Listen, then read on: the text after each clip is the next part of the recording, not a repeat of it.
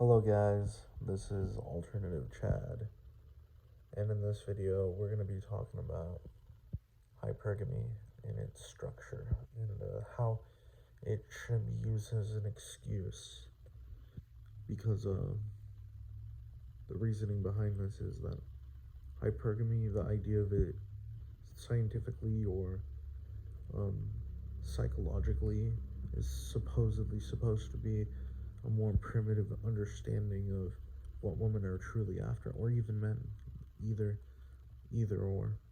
And the thing is that it came from the word hypergamy, and it was sort of higher gamey in a way.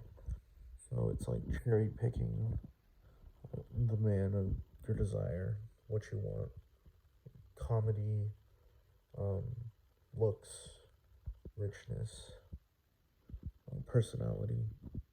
But the more and more we look into it, we see a lot of problems in that model, because it's a very, very old mindset, and that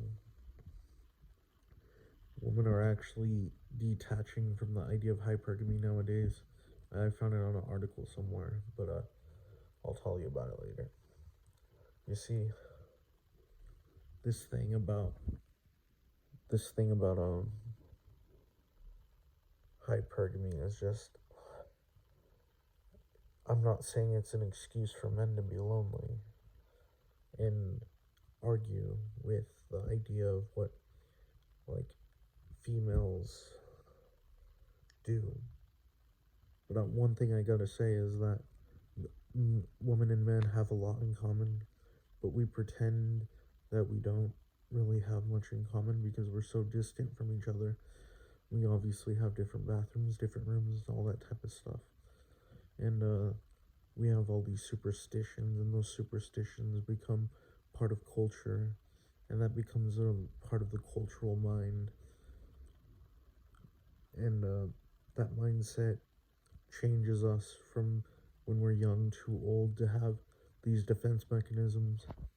But generally, like, why do we have to see, like, there's no such thing as a higher quality male, there's no such thing as a higher quality female, because you can't really measure somebody high or low, because you confuse different highs together. Oh, the success, is that a high?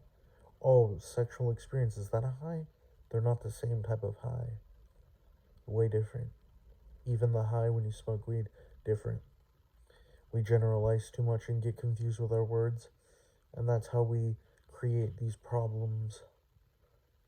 And the problem with it's kind of like in a game when you have to level through and, like, do the next task and continue doing it. You know what I mean? That's like hypergamy.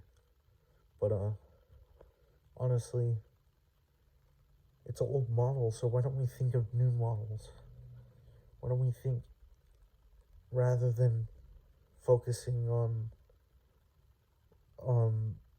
the state of quality, but focus on the aesthetics? Like in the old days, when, like, in ancient Greece or ancient Rome, we appreciated bodies